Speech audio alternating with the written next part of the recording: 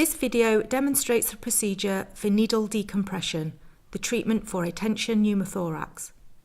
To perform decompression, you will require the following equipment: normal saline, an air release system, also referred to as an ARS, and a 5 ml syringe. The correct site for insertion is identified as follows. Where the manubrium meets the sternum is the angle of Louis. This landmark is adjacent to the second ribs.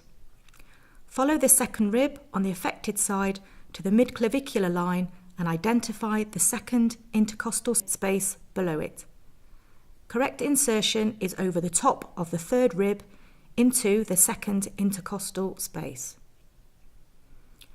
To locate the alternative site for decompression, use the casualty's hand by placing it under the armpit and identify the fifth intercostal space. The needle insertion site is slightly anterior to the mid-axillary line. Correct insertion is over the top of the sixth rib into the fifth intercostal space. To carry out the procedure, you will require the 5 ml syringe primed with a 2 to 3 ml flush of saline.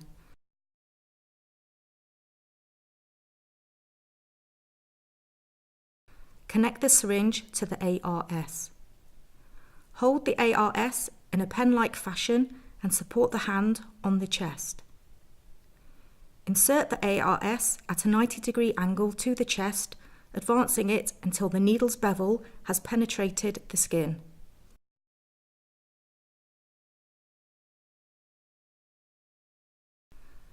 Flush the ARS with a small amount of saline to clear any skin plugs within the cannula.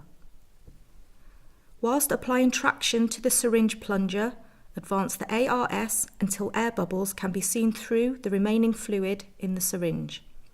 This should indicate that the needle is now sat in the pleural cavity.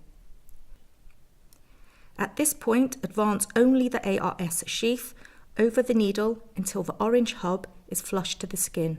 The needle must not advance any further into the pleural cavity. Holding the sheath in place, remove the needle and dispose of as a sharp. Secure the ARS in place. Reassess the casualty's breathing.